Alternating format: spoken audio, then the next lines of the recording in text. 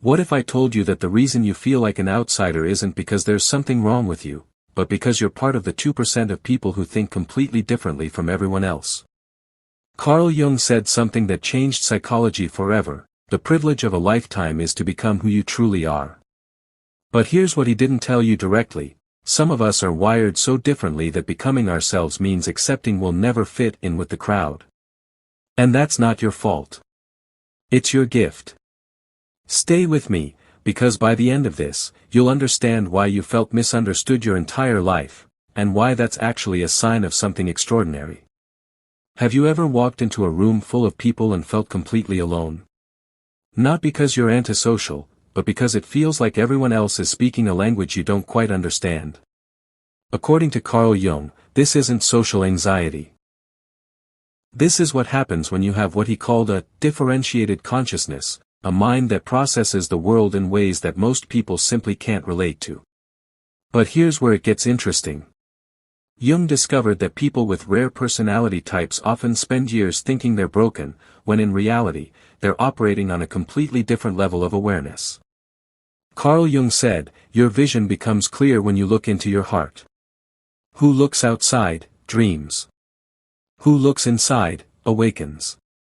But for rare personalities, looking inside reveals something that can be both terrifying and liberating. You see patterns others miss. You feel emotions others can't access. You think in ways that make perfect sense to you but seem completely foreign to everyone else. Carl Jung discovered that human personality isn't random. There are specific types that show up again and again throughout history, and some of these types are so rare that most people will never truly understand them. And if you're one of these types, everything you've experienced suddenly starts to make sense. According to Carl Jung, this is perhaps the rarest type of all.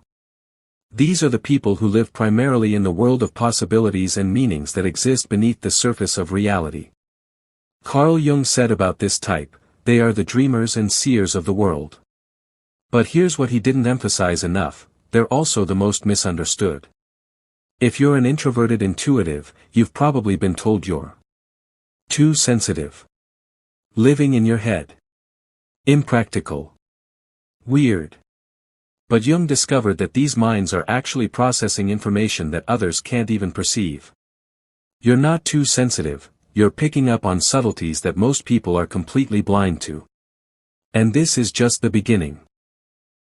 There are 3 more types that are equally rare and equally misunderstood. Carl Jung said that introverted feeling types have an almost uncanny ability to understand the deeper motivations of others. But society tells them they're too emotional or too intense. According to Jung, these individuals don't just feel emotions, they experience the entire emotional landscape of humanity. They can walk into a room and immediately sense the unspoken tensions, the hidden sadnesses, the suppressed joys of everyone present. This isn't a weakness. Jung discovered that this type of person serves as the emotional conscience of society. They feel what others refuse to feel, and they carry emotional truths that others are too afraid to face. But here's what Jung found most fascinating about this type. They often think they're too much for other people, when in reality, most people are simply operating with emotional intelligence that's far less developed. Carl Jung discovered that introverted thinking types are the architects of new ideas. They don't just think, they think about thinking. They question assumptions that everyone else takes for granted. According to Jung, these minds are constantly asking, but what if we're looking at this completely wrong? If you're this type, you've probably been called argumentative, overthinking everything, too logical, cold. But Jung said something crucial about this: the introverted thinking type is not cold, they're simply more interested in understanding truth than in maintaining social comfort. And this leads us to the 4th and perhaps most misunderstood type of all. Carl Jung said that introverted sensing types live in a world of extraordinary richness and depth that others cannot see. These are the people who notice everything. They remember details from conversations that happened years ago. They can walk into a space and immediately sense whether something is off. According to Jung, they're not obsessed with details, they're accessing layers of reality that most people miss entirely. But society tells them they're too particular, obsessive, missing the big picture, weird about small things. Jung discovered that these minds are actually the guardians of depth and meaning in a world that's increasingly focused on surface-level interactions. Now here's where Jung's insights get really profound. Carl Jung said, "The most terrifying thing is to accept oneself completely." But for rare personality types, accepting yourself means accepting that you'll never quite fit in with the majority of people. And that's not because there's something wrong with you. According to Jung, rare personalities feel like outsiders because they're processing reality through completely different filters than most people. It's not that you're antisocial, it's that you're having a fundamentally different experience of being human. Carl Jung discovered that our society is built primarily for extroverted personalities. The educational system, the workplace, social expectations, all of these favor people who think out loud, process information quickly, and feel energized by constant social interaction. But Jung said something crucial: there is no such thing as a pure extrovert or a pure introvert. Such a person would be in the lunatic asylum. Yet somehow, we've created a world that expects everyone to function as if they're pure extroverts. If you're a rare personality type, you've probably spent years trying to force yourself into extroverted patterns. Going to networking events that drain your soul. Trying to think faster in meetings. Attempting to be more outgoing and social. According to Carl Jung, this is like asking a deep-sea creature to live on land. It's not just uncomfortable, it's fundamentally against your nature. Carl Jung discovered that rare personality types often process information more slowly and more deeply than the majority of people. This isn't a deficiency, it's a completely different approach to understanding reality. Jung said, "Your vision becomes clear when you look into your heart." But for rare types, looking into your heart takes time. It requires solitude, reflection, and the space to process complex information. And here's what's fascinating: while others are making quick decisions based on surface information, rare personalities are accessing depths of understanding that can lead to insights others would never reach. But in a world that values speed over depth, this natural processing style gets labeled as slow, indecisive, overthinking, antisocial. According to Jung, this is one of the greatest tragedies of modern society. We're forcing our deepest thinkers to operate in ways that prevent them from accessing their greatest gifts. But here's what Carl Jung really wanted us to understand about rare personality types. Carl Jung said, "The privilege of a lifetime is to become who you truly are." And for rare personalities, becoming who you truly are means recognizing that your differences aren't flaws, they're superpowers that most people don't possess. According to Jung, rare personality types have an almost supernatural ability to see patterns that others miss. While most people are focused on individual events, rare types are seeing the underlying systems and connections. Carl Jung discovered that this ability often manifests as predicting how situations will unfold, understanding the deeper motivations behind people's actions, seeing solutions that others miss, recognizing when something doesn't feel right long before it becomes obvious. And this is just the beginning of what makes rare personalities so valuable. Carl Jung said that rare personality types don't just learn information, they integrate it into complex internal frameworks that allow for incredibly nuanced understanding. According to Jung, while most people collect facts, rare personalities create wisdom. They don't just know things, they understand how things connect, why they matter, and what they mean in the larger context of existence. Jung discovered that many rare personality types have access to emotional depths that most people never experience. They don't just feel emotions, they understand emotions. They can sense the emotional currents in any situation and often serve as emotional guides for others. But here's what's really remarkable about this gift. Carl Jung said that rare personalities often become the wounded healers of society. Because they feel so deeply and understand so much about human nature, they develop an extraordinary capacity to help others navigate their own emotional landscapes. According to Carl Jung, rare personality types are disproportionately represented among history's greatest innovators, artists, and thinkers. Not because they're necessarily more intelligent, but because they approach problems from angles that others would never consider. Jung said, the creation of something new is not accomplished by the intellect but by the play instinct. And rare personalities maintain access to this play instinct throughout their lives, even when society tells them to grow up and be practical. But Carl Jung also understood that having a rare personality comes with a cost that most people never have to pay. Carl Jung said, the most terrifying thing is to accept oneself completely. But for rare personalities, part of accepting yourself completely is accepting that most people will never truly understand you. According to Jung, this isn't because people are malicious, it's because they literally don't have the internal framework to comprehend how your mind works. And this leads to a profound loneliness that rare personalities know all too well. You can be surrounded by people who care about you, who want to support you, who genuinely love you, and still feel completely alone because no one truly gets how you experience the world. Carl Jung discovered that when rare personalities try to conform to societal expectations, it creates what he called psychological exhaustion. You're not just tired from social interaction, you're exhausted from constantly translating yourself into a language that others can understand. According to Jung, this constant translation is like running a simultaneous interpretation service in your own mind, 24 hours a day. No wonder rare personalities often feel drained by social situations that energize others.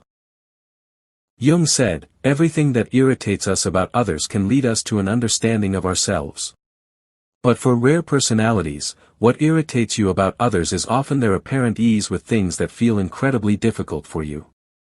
And this creates a vicious cycle. You see others navigating social situations effortlessly, making quick decisions, fitting in naturally, and you start to believe that there's something fundamentally wrong with the way you operate. According to Carl Jung, this is one of the greatest psychological traps that rare personalities fall into, believing that the majority way of being is the right way, and that your natural way of being is somehow deficient. But here's what Carl Jung really wanted rare personalities to understand. Carl Jung said, the privilege of a lifetime is to become who you truly are. And becoming who you truly are means embracing your rarity as a gift, not apologizing for it as a flaw. According to Jung, the moment rare personalities stop trying to fit in and start focusing on finding their tribe, everything changes. Jung discovered that rare personalities don't need to be understood by everyone. They need to be deeply understood by a few people who share their way of seeing the world. And when you find those people, even if it's just one or two, the loneliness that you thought was permanent suddenly becomes optional. Carl Jung said that rare personalities have a responsibility to use their gifts in service of something larger than themselves. Your ability to see patterns, to feel deeply, to think differently, these aren't just personal traits. They're tools that the world desperately needs. According to Jung, many of history's greatest contributions have come from people who were considered weird, antisocial, or too much by their contemporaries. Jung discovered that rare personalities thrive when they create environments that support their natural way of being, rather than constantly adapting to environments designed for other personality types. This might mean seeking careers that value depth over speed, building relationships with people who appreciate your complexity, creating physical spaces that support your need for reflection and solitude, establishing routines that honor your natural rhythms rather than fighting against them.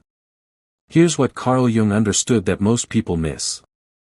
Carl Jung said, your vision becomes clear when you look into your heart.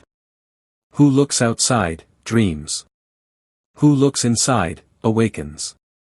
And rare personalities are the ones who have done the work of looking inside, of awakening to truths that others are still dreaming about. According to Jung, society needs rare personalities precisely because you see what others miss, feel what others avoid, and think in ways that create new possibilities. Carl Jung discovered that human progress depends on people who think differently from the majority. Every major breakthrough in science, art, philosophy, and human understanding has come from someone who refused to accept the conventional way of seeing things. And if you're a rare personality, you're part of this legacy whether you realize it or not. According to Jung, rare personalities often serve as the emotional pioneers of society.